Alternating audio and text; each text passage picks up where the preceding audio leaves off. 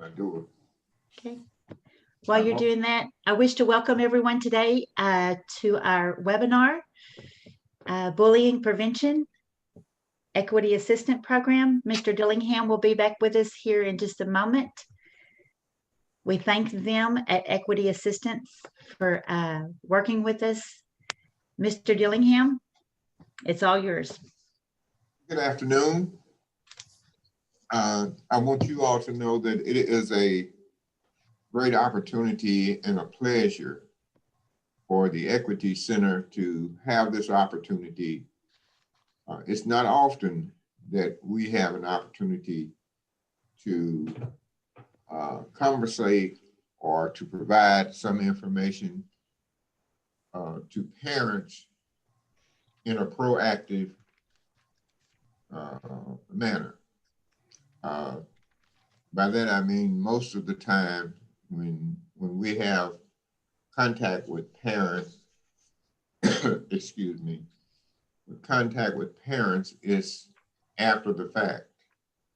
And it's a pleasure for us to have the opportunity to be proactive in regards to assisting you with an understanding of our responsibility to the students in the schools in the state of Arkansas.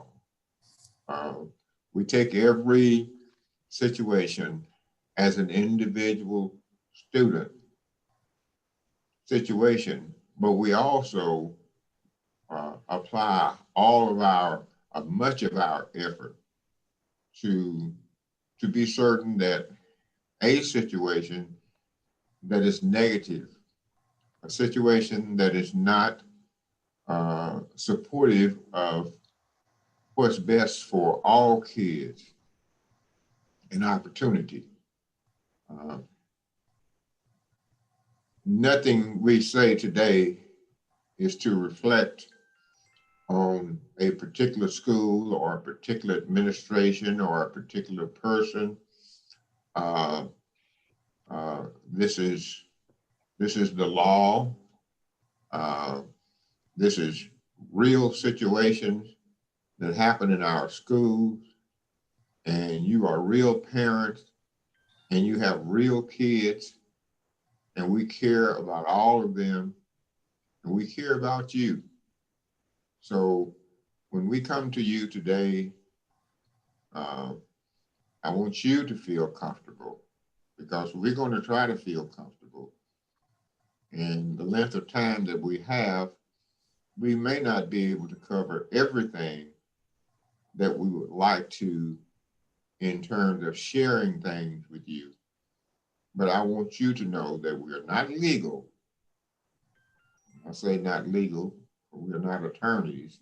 We're not giving you legal advice. But we give advice and guidance to school districts consistently. We just, Lance and Lasagna just finished working with the school district and the co-op in regards to some technical assistance regarding a civil rights statute. We're happy, excited to do this today, and we hope you will sit back, feel comfortable, feel relaxed, and if you have a question, then feel free to ask the question. Now, I'm an old teacher, should I say, an experienced teacher. I'm old, but I'm an experienced teacher also. There are no dumb questions. Okay, that's the first thing. Is feel free to ask questions.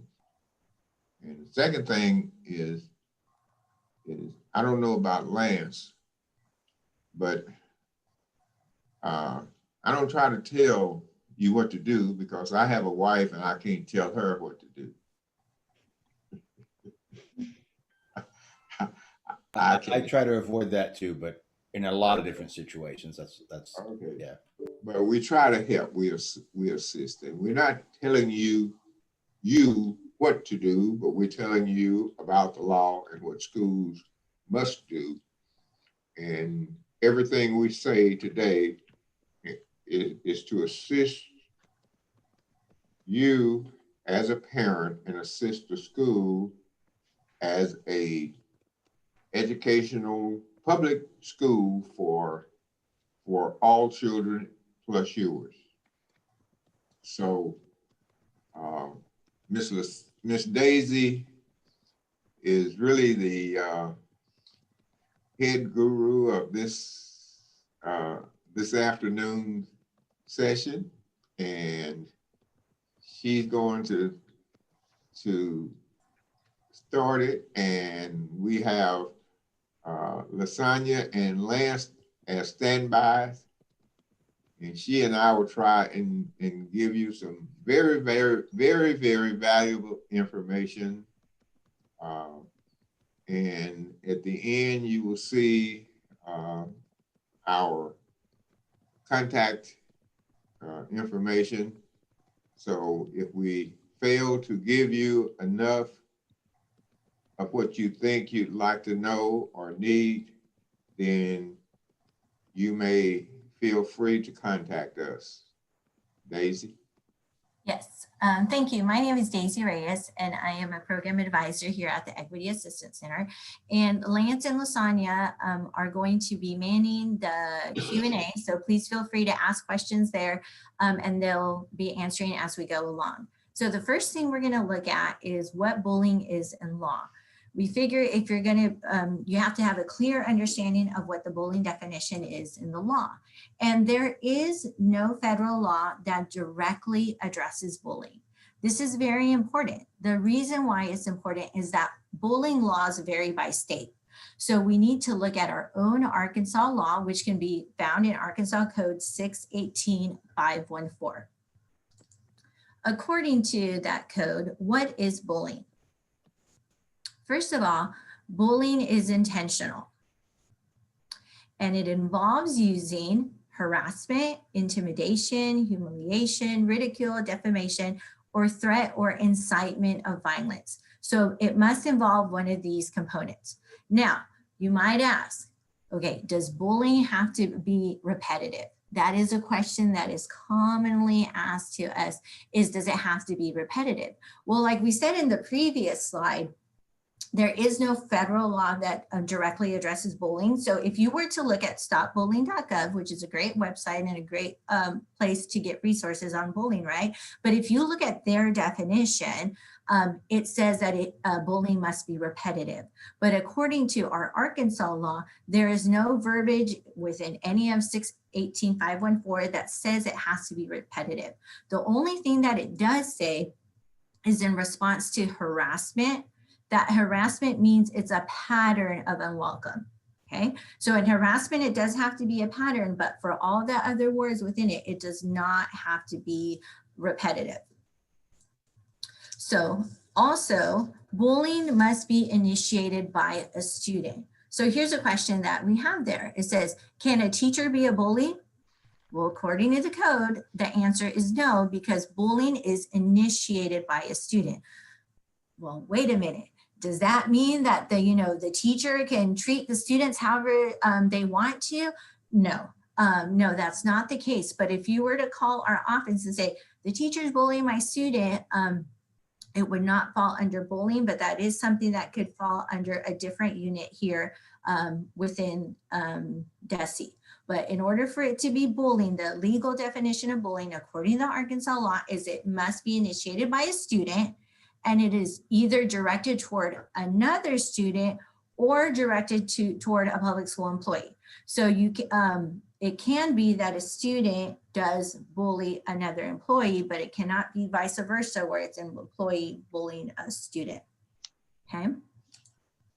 Now, there's 4 forms of bullying that we're gonna look at, okay? So according to the definitions, the forms of bullying are, here they are, it could be written, verbal, electronic, or physical, Okay, these are forms: written, verbal, electronic, or physical. And bullying may or may not address an attribute of the person being bullied. Now, this is key, especially since we're talking to parents, caretakers right now. And listen to this part right here where it says, or a person with whom the bullied person is associated with. So it doesn't just limit it to, okay, I am humiliating, this student is humiliating another student. It could be with whom that bullied person is associated with. And then bullying causes or creates at least one of the following. Okay, so it has to be, remember how we said before, it has to be intentional, right? It has to be humiliation, ridicule, that list, and it has to at least cause or create one of the following: either physical harm to a student or a public school employee, damage to their property, substantial interference with a student's education.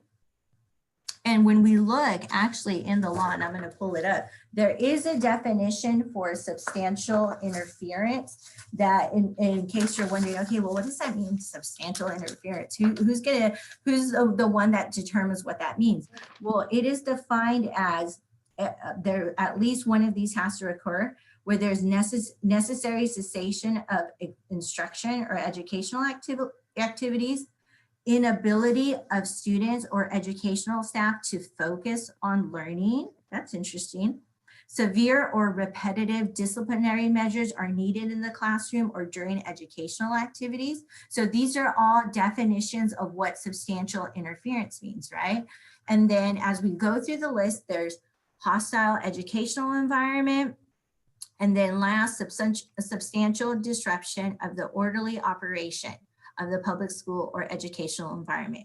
So in order for it to be bullying, one of these has to cause or create at least one of these. Now you might be asking, okay, so wait a minute, let me understand.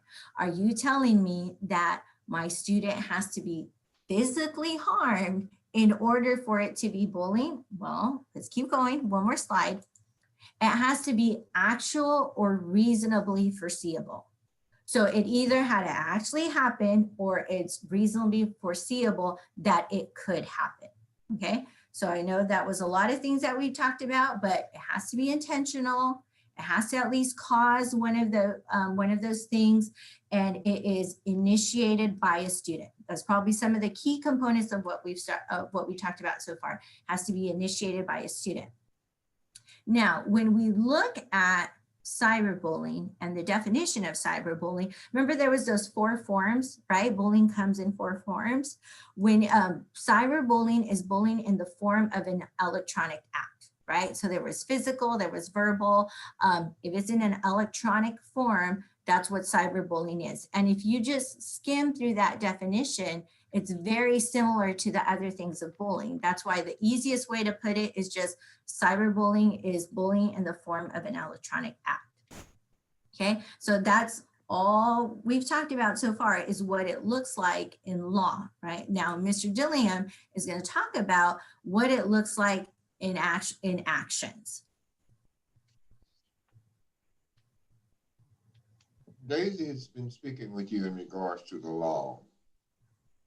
And please understand, but don't misunderstand the fact that laws and policies do not keep students safe. People do. The law requires school districts to have a policy to prevent bullying. But laws and policies are only a part of the cure for bullying. Bullying is an adoptive behavior. It occurs in every school. It involves how people interact and treat each other. It impacts every student in every school and the entire school climate. Having the right environment for students is a major goal for all schools. Most of us believe that procedures are necessary in school. Preventing bullying requires preventing bullying in our school will require all of us, teachers and parents, working together to prevent bullying. Looking at something and not seeing it. Find the error in the FedEx logo. Find the error in the FedEx logo.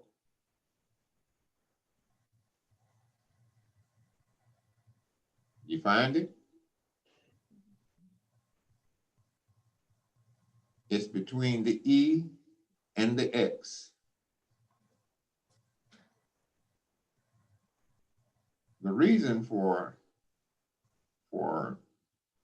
this logo and for me to ask you that question is because bullying is not as it was when we were in school.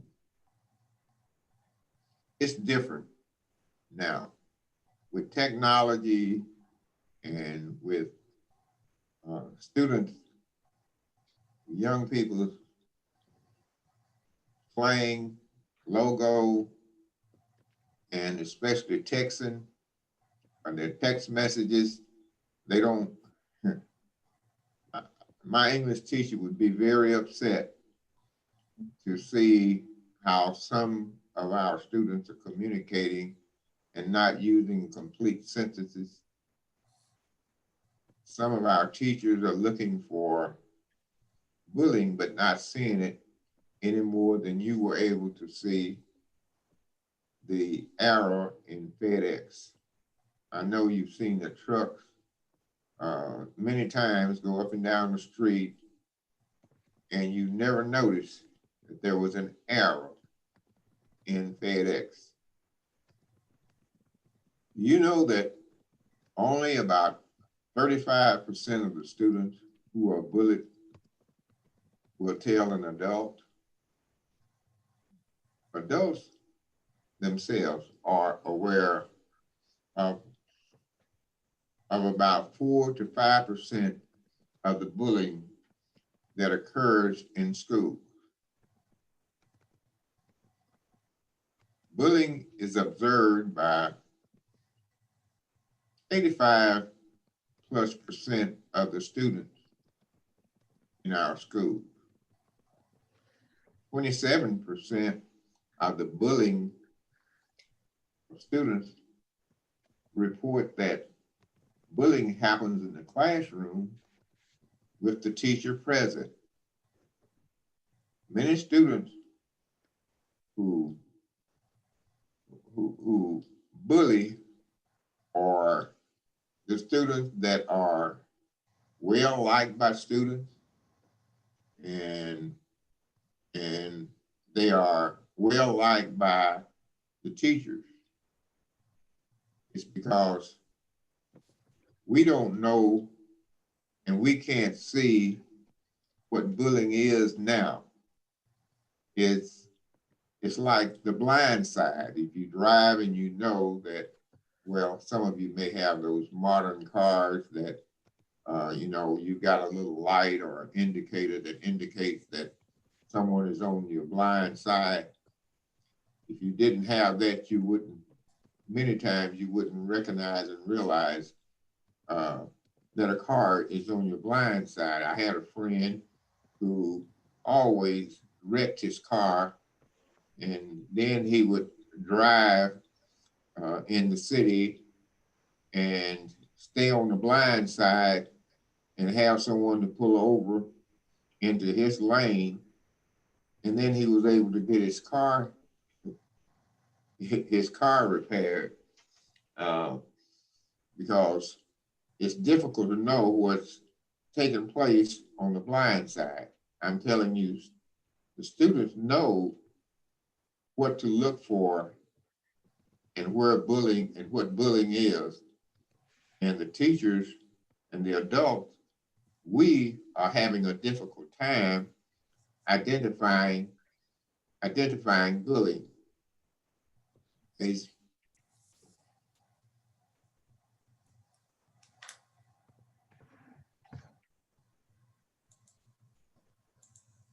Okay, as we look at our next topic is bullying response in law. So what should be the bullying response in law? Well, there's certain items that need to be included in every school district's bullying policy, okay? Those items are, it must define the conduct of bullying. So every school district is required to have a bullying policy, okay? In this bullying policy, it must define the conduct of bullying, so clearly define conduct that constitutes bullying. It must prohibit bullying while in school. Okay, so does that mean only from, during school hours? No, it technically can be before and after, right? Here are some of the things that are included in the law. It must be prohibited on school equipment or property, in school vehicles, on school buses, at designated school bus stops. That one, when I heard that, that was interesting to me. I did not know that. At designated school bus stops, at school-sponsored activities, or at school-sanctioned events, okay? So bullying can occur after the traditional school hours. It must prohibit cyberbullying, which is something that we talked about previously, right? And listen to this. It said, whether or not the cyberbullying originated on school property or with school equipment, okay? Listen to that. So it doesn't have to, in order for it to be cyberbullying, it's not limited to only school equipment. But here's the catch right here. If the cyberbullying is directed specifically at students or school personnel and maliciously intended for the purpose of disrupting school and has a high likelihood of succeeding in that purpose. Okay, so that has to do with cyberbullying. The bullying policy must state the consequences for engaging in the prohibited conduct. There has to be a provision there where school employees must report, okay? So school employees who have witnessed or have reliable information that a student is a victim of an incident of bullying shall report the incident to the principal as soon as possible. So this has to be stated somewhere in their policy, and no retaliation. So this should be of comfort when you're reporting bullying, that this should be included in the policy, that any person who files a credible report or makes a complaint of bullying not be subject to retaliation, okay? So those are the components of what needs to be in your school district's bullying policy. Now, the school district's response, okay? So we summed it up in a 6-step process here for you. So the school district's response, number one, they must notify the alleged victim's parent or legal guardian that a report has been made, okay? So that's the first step. They must, as soon as reasonably practicable, prepare a written report of the alleged incident, okay? So as soon as they get that report, as soon as reasonably practicable, can't get that word across today, they must prepare a written report of the alleged incident. So this is the report that was made to me, and I'm going to write it down and put the details there. Number 3, they must investigate and collect a detailed summary of the statements from all material witnesses. They must complete the investigation within 5 school days from the date of the written report. Okay, so what's the written report? Remember, we talked about it in number 2, okay? So on number 4, they must complete that investigation within 5 school days from the date of that written report in number 2. And then upon completion of the investigation, notify the parent of the student who is determined to be the perpetrator. Okay? And last, discuss as appropriate the availability of counseling and other intervention services with students involved in the incident. So this is a basic 6-step process for school districts. Now, a parent or legal guardian, notice I said parent or legal guardian, I mean, that's what the law says, of a student who is a party. Now, when you see that word party, what it's referring to is party is the victim and the perpetrator, okay? That's the party to an investigation of an incident of bullying, is entitled, I love that word entitled, is entitled within 5 school days after the completion of the investigation and in accordance with federal and state law to receive information about the investigation.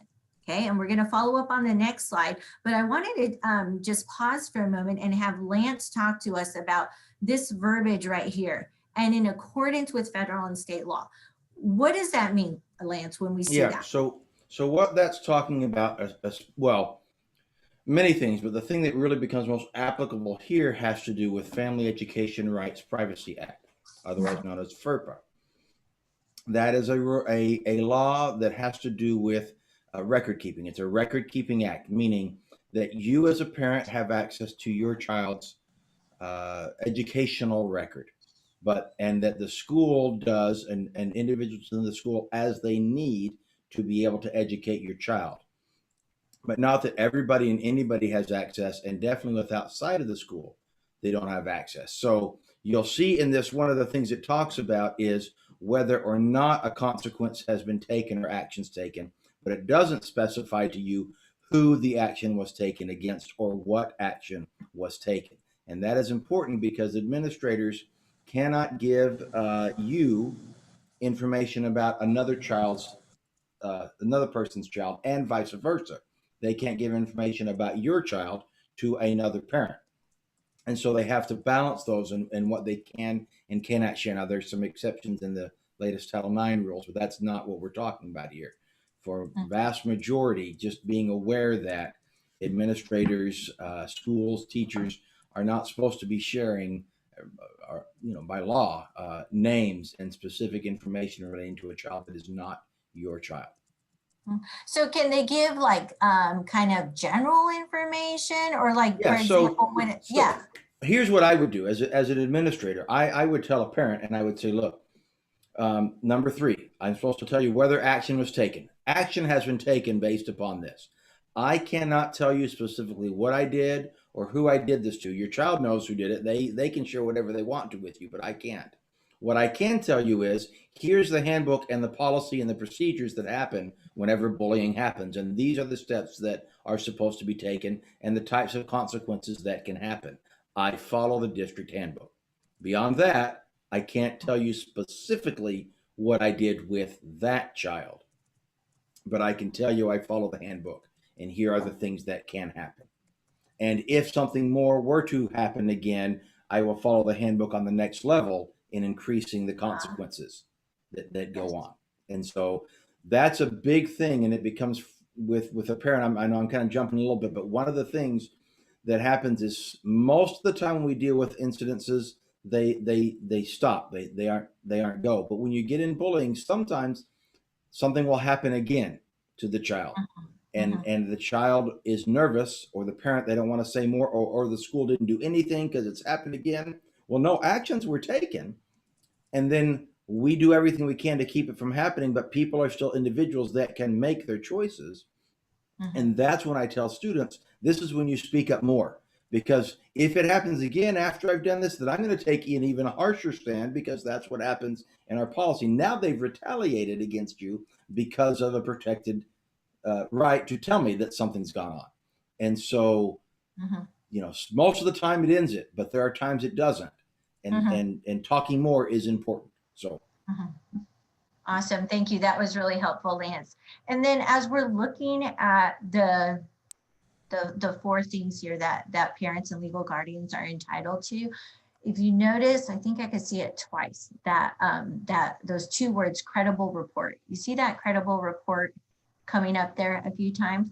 Well, that's what we're going to talk about here. Now, what it says in 618-514D, it says, a public school principal or his or her designee who receives a credible report, okay, who receives a credible report or complaint of bullying shall, and then the process begins, right? But that first part on credible report, that's the part that the school district must decide.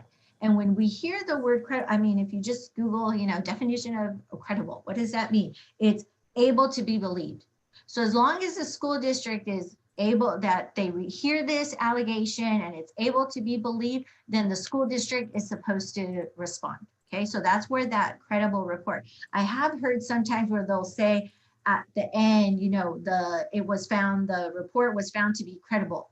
Well, that's not the definition of credible. Credible report happens at the beginning when an allegation actually is reported at the beginning. The school districts must decide, is this credible? If they say yes, if they agree to it, then the school district must follow the following steps that's in their bullying policy. Okay, now, what if the bullying is based on actual or perceived disability, race, color, or national origin? Interesting topic here, right? So according to the Office for Civil Rights, it says, if a school's investigation reveals that bullying or harassment based on actual or perceived disability, race, color, or national origin, limited or denied a student's ability to participate in or benefit from the services, activities, or opportunities offered by a school, then the school must take prompt and effective, notice it says that, prompt and effective steps reasonably calculated to, number one, end the bullying or harassment, and number two, restore access to the educational program. So Lasagna is going to talk to us a little bit more about this topic. Thank you. So particularly, let's start with section 504. If a school district does fail to respond or prevent bullying, then that could be or lead to a denial of FAPE for that student. So section 504, as she stated, there must be a prompt and effective steps. OCR does describe that it has to be effective to end and not just a step in itself, but something related to preventing the bullying or eliminating the bullying and the hostile environment that it created. And Title IX is very similar in the same way, making sure that we're being preventative, and then also restoring the student back to the access before the bullying occurred. Another thing to add is that the Section 504 team should determine if the bullying is likely to occur, or if the bullying in some way impacted FAPE, or so they should determine if some supports need to be included in the plan, and also seeing if the bullying had occurred, if there's some type of compensatory or some type of rectifying supports to again restore access to the curriculum or to whatever that was removed from the student because of the bullying. So that team does have to come together if bullying did occur, and see if the plan needs to be updated. And also, if they're in their initial analysis, they're thinking, well, maybe this student is probably going to be subjected to bullying. How can we think ahead, and what can we put in place to kind of make sure that does not happen?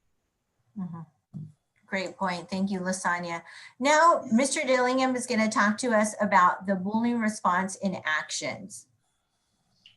Going back to a credible report, we have found in our research, in our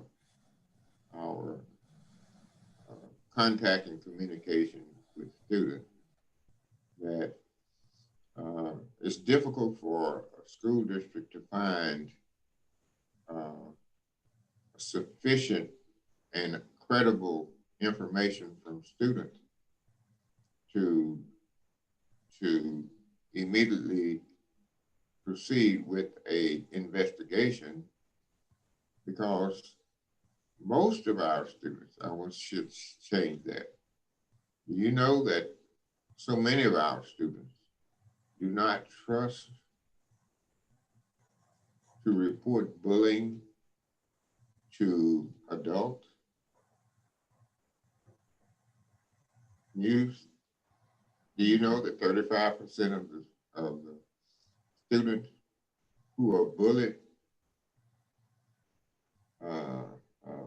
only about 35% of the students that experience bullying will tell an adult or talk to an adult about it?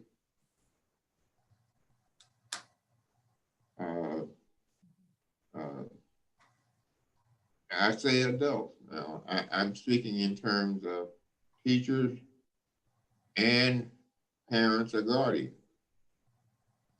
Students don't trust people who don't seem to care, or they perceive to be ineffective in keeping them safe.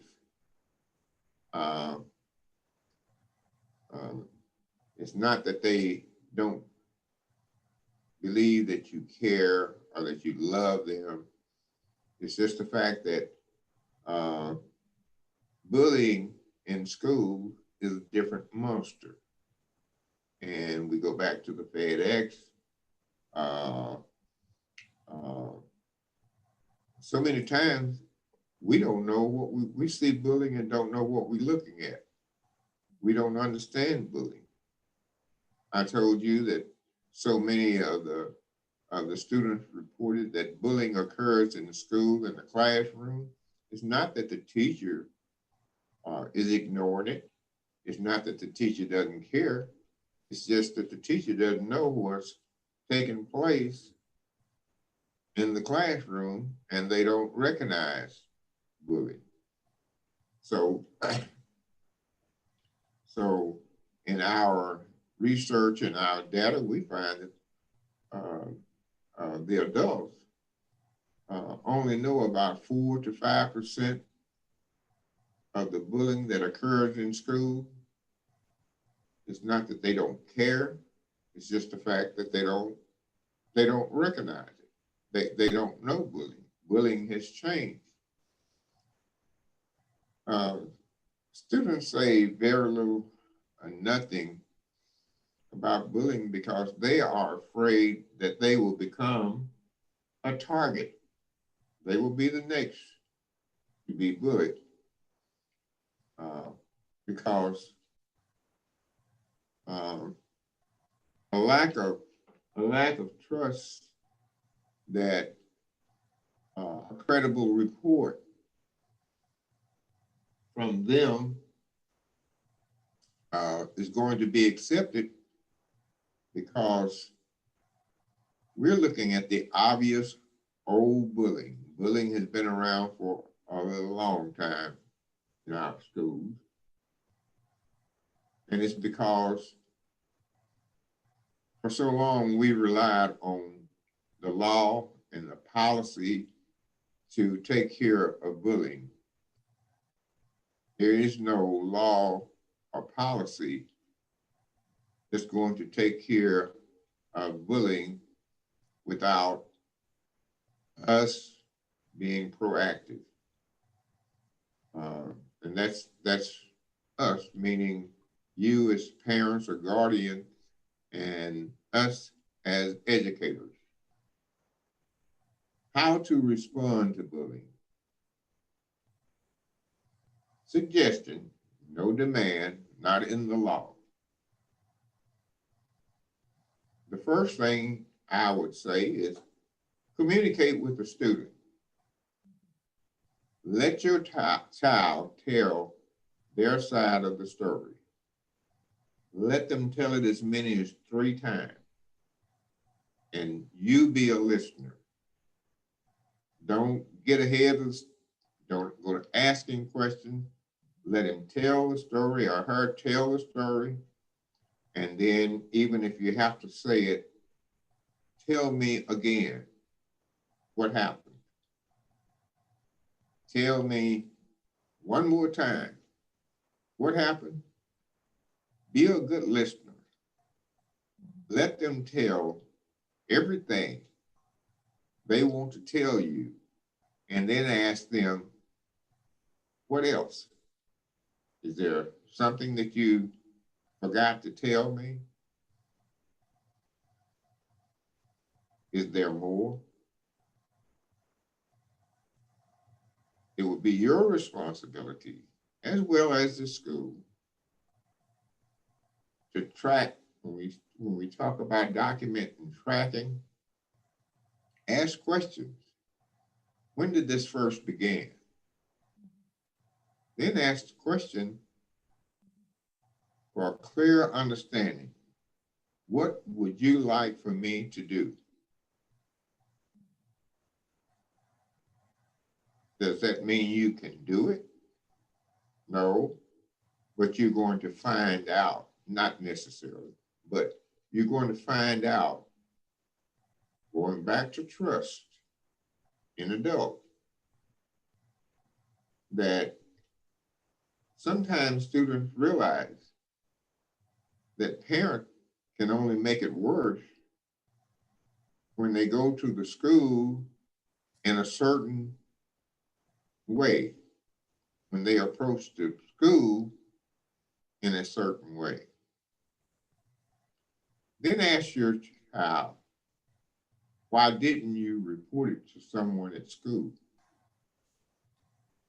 And listen, because then you may find that there's really no one in the school that he really trusts that will have a effect on protecting him from bullying. Remember, it must be a credible report. And how many of us would have believed that as much bullying as we have found that occurs in the classroom while the teacher is present? And the teacher wouldn't believe it either. Not until there's an investigation. The next thing is communicate with the school. Report to the school. Don't go to the school demanding something. Report and communicate with school.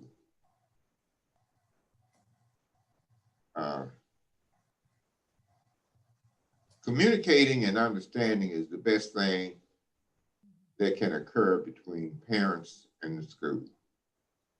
Don't go telling the principal what to do or what he or she did not do.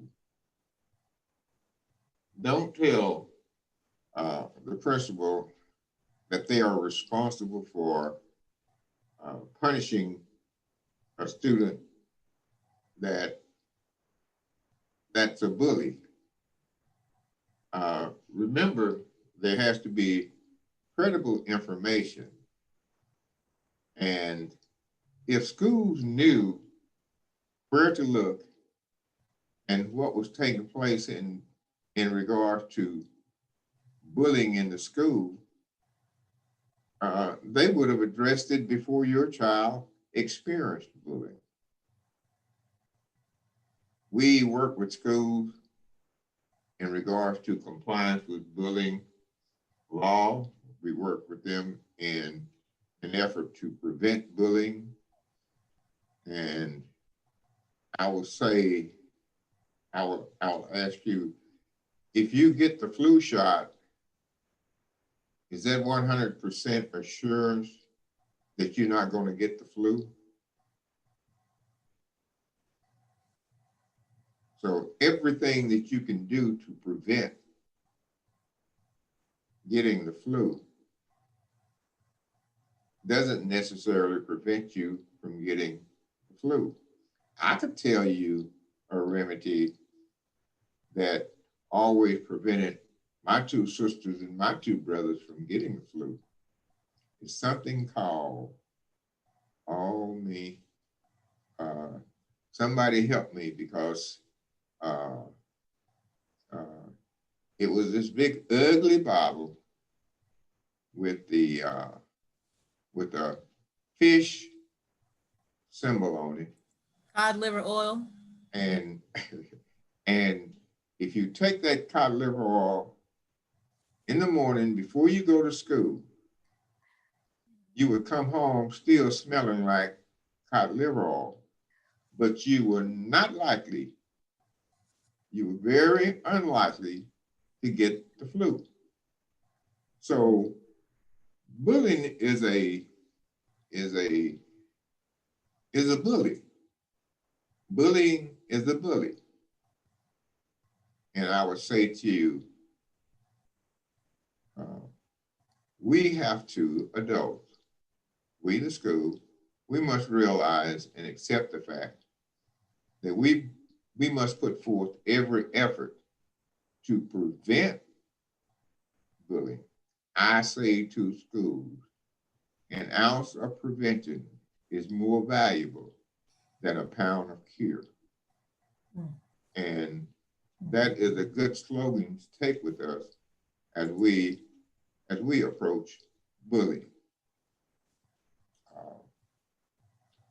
Who has the responsibility? All of us. We have a responsibility to prevent bullying in our school. The adults.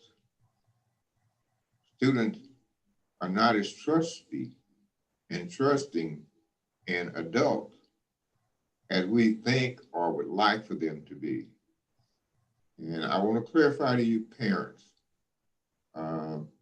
that's not anything negative to you, but that's observable in terms of other parents and sometimes possibly you, that you can sometimes make a situation worse depending on how it's approached.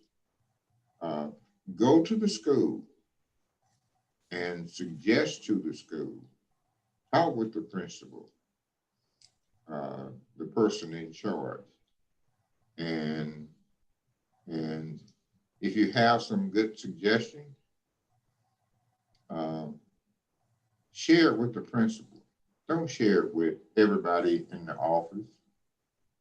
I would say, what would happen if your child came home and said a friend of his was being bullied on the bus? Do you think it would be your responsibility to pick up the phone and call the principal and say, I believe we have a problem on my child's bus. It is not directed directly to my child, but there are a couple of students whose behavior is that would describe or define bullying. Well, don't do it this week. Don't do it the next 2 weeks. And about 3 weeks from now, when your son come home or your child come home and say, I was bullied on the bus, it could have been prevented. This bullying is not something that a simple policy and the consequences for violating the bullying policy is very effective. The true bullies don't mind being suspended from school. You know, that's a part, they're willing to accept being suspended from school for a few days. The bully has power. The bully has more power sometimes than the adult.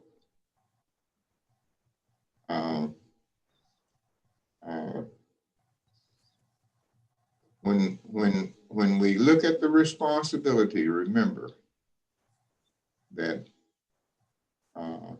students don't report bullying. We don't recognize it. And there is a reason. And I would say, again, that it depends on the way we approach it. And we must work together. Bullying is a total different, it's been around a long time, but bullying now is a different animal. It's a different issue. It's a different situation for our students.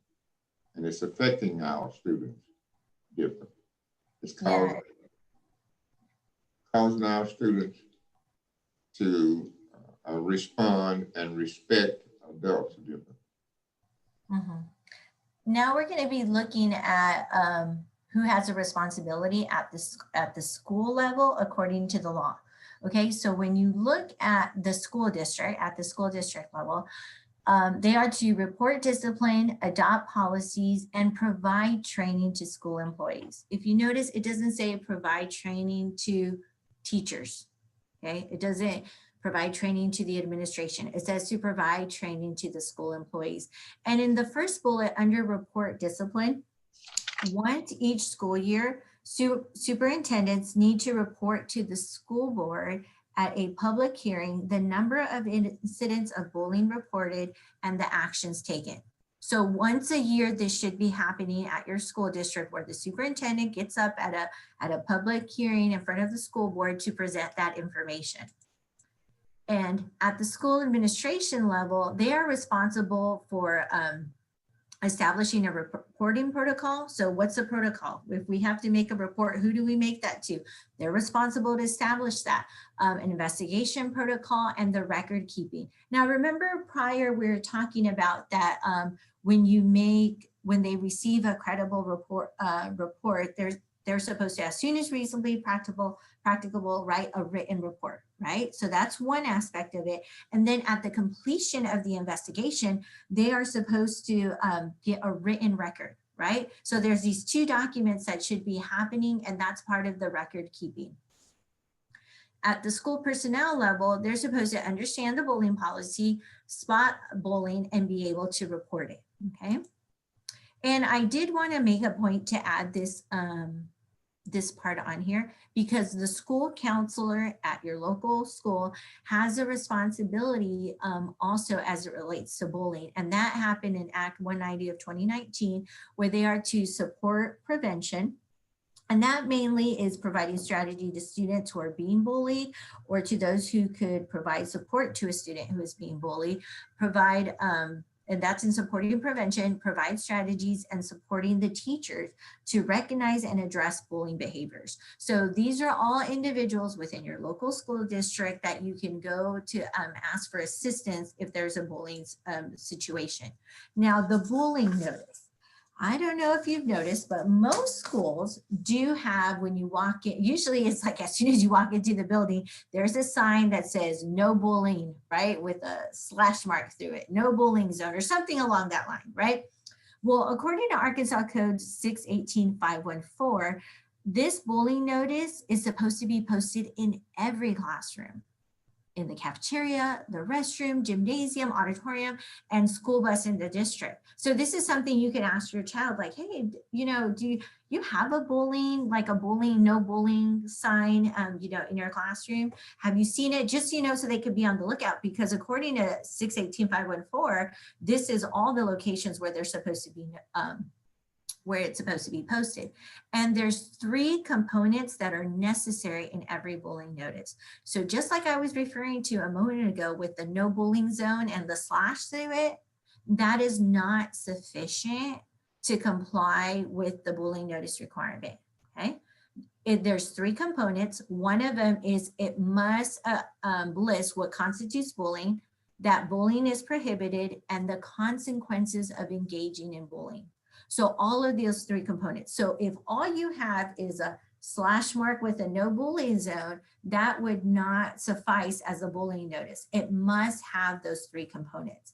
And another thing is that it also states that this notice must be provided annually to parent and legal guardians, students, school volunteers, as employees of the public school. So school districts have done it various ways. I've seen it where sometimes they'll, it's in the handbook, the no bullying, and it has all the 3 components are listed in your handbook. School districts can handle it differently, right? But it must be given to everyone annually. And then Mr. Dillingham is going to wrap up our last topic, which is bullying prevention and actions.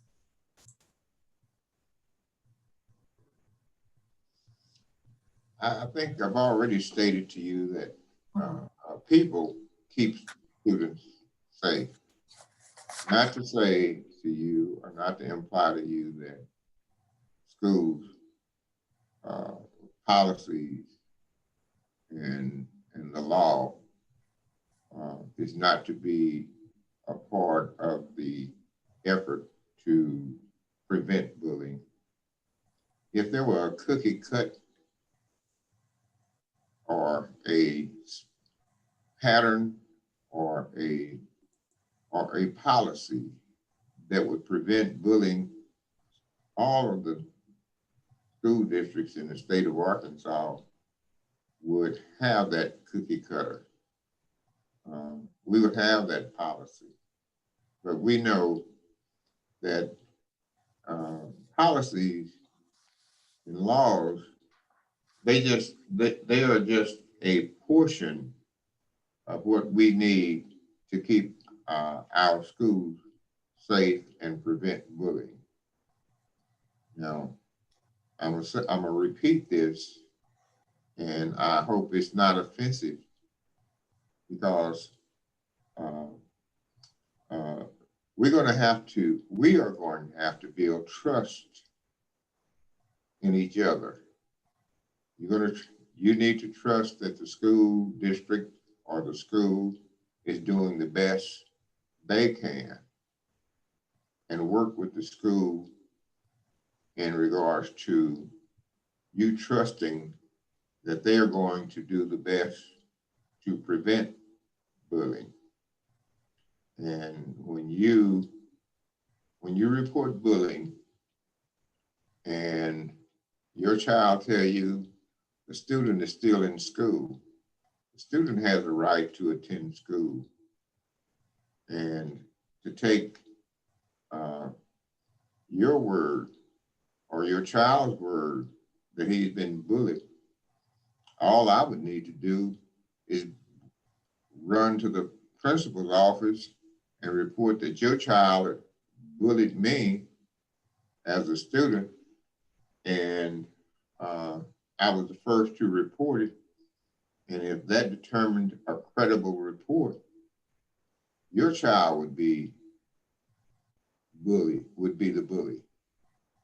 So the first step I recommend is let the school district or let the school work with their policies and procedures in regards to addressing bullying, but you be a part of it in regards to an adult that we know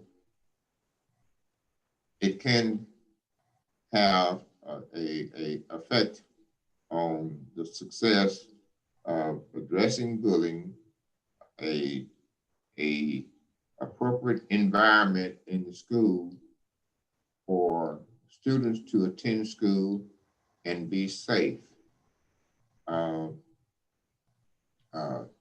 We must first trust each other as adults that we're doing the best we can. And then our students will begin to trust the adult until we trust each other, and until students begin to trust that they can trust that when they put their trust in us, they're going to be protected. I wouldn't put my trust in you if I felt that you were going to cause a situation to be worse for me when I go to school. We must depend on the eyes and the ears of our students, because they know what they see when they see bullying. We don't know it because it's either on the blind side or it's right in front of us and we don't recognize it when we see it. Be of some assistance, not just in regards to an issue that's directly affecting your child. Students are smart enough to know that if I report bullying and it's not a credible report, then I'm next on the list to be bullied. We at the Equity Center receive calls from parents, and this is the way we have to define what we get from the calls. Rather than there being 2 sides to the story, there are 6 sides to the story. And I don't need to go through them all the way, but your child comes home and tells you about a situation. They tell it favorable to them. When you go to the school, you tell it favorable to you and your child. I'm not pointing a finger at any specific one, but we're talking about what we experience. And when we inquire about it, the teacher tells it favorable to them. The principal will then tell it favorable to the teacher and to the school. And there's one side left, and that is the truth. And it's very difficult for us to always be able to get to the truth. I hope that we are being of some assistance to you in regards to bullying, the law, what the law requires, why school districts cannot simply take your word that your child is being bullied, or take a student word that he or she has been bullied. We didn't have enough time to give you some samples of some instance, but Daisy, you know, I always go too far. And I have to tell the story of the 3 little girls that you saw on the phone. Let me just give you a little bit about that bullying incident. Those 3 little girls were friends. There was a homecoming activity to where one of the students was homecoming queen. She was a young lady who was not an aristocrat. The other little girl parents were very financially well off. The little girl won the contest and was homecoming queen. And the mother felt that because of the expensive dress, because of all of the other things, that her daughter should have been the one selected.